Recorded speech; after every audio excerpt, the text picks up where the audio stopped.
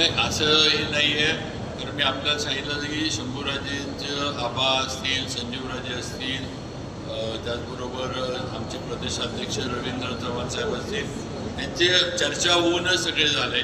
तर शंभूराजांशी मी स्वतः त्यांच्याशी मकरंदाबाची माझं फोनवरनं बोलणं झालं, संजीवराजांचं माझं बोलणं झालं, इव्हन आपले ग्रामविकास मंत्री जयकुमार गोरे साहेब पण त्यांच्याशी बोलले.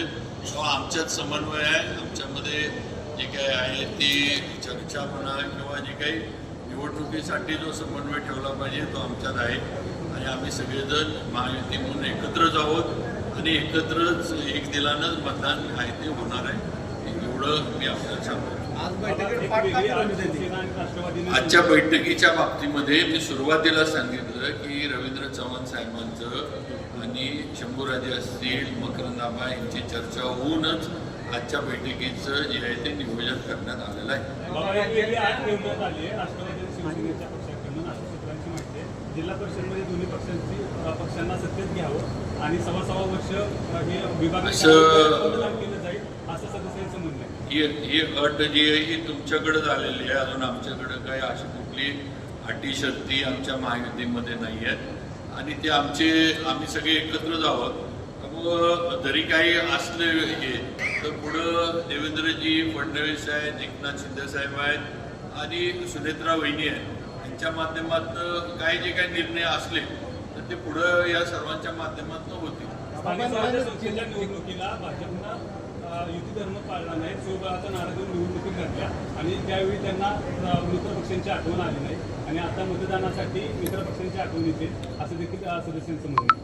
सगळ्या राज्यामध्ये 17 निवडणुका होत 17 ठिकाणी आणि 17 ठिकाणी सगळे महायुती म्हणूनच लढतात, काही बिनविरोध झाल्या, काही ठिकाणी निवडणुका आल्या, म्हणजे याच्यातच महायुती भक्कम आहे हे तुम्हाला दिसतंय.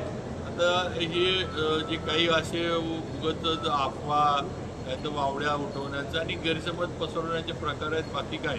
बाबा पण जिल्हा परिषदेच्या वादानंतर अजून देखील मंत्री शंभूराज देसाईंची नाराजी दूर झालेली नाहीये. नाही बघा, शेवटी महामार्ग आणि होणं गरजेचं आहे.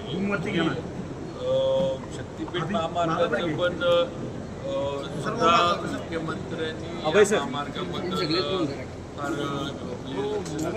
त्यांचं जसं समृद्धी महामार्ग त्यांचं एक काय म्हणतात महत्वाकांक्षी प्रकल्प कसा आहे व लोकांनी किंवा शेतकऱ्यांनी ॲक्विजिशनच्या बाबतीमध्ये त्या ॲक्विजिशनला मिळणारी रक्कम आहे याच्याबद्दल काय हरकत असतं त्यातनं योग्य मार्ग निघेल.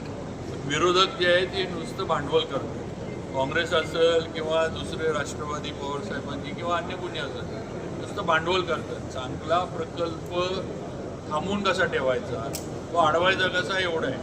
आज लोकांना जसं तुम्ही विरोधाचं हे बोलताय, जसे विरोधक हे राजकीय प्रणितीतून काहीतरी विरोध करतात, तसं या महामार्गाला पाठिंबा देणारे पण शेतकऱ्यांनी अनेक पत्र दिलेले. त्यामुळे शेवटी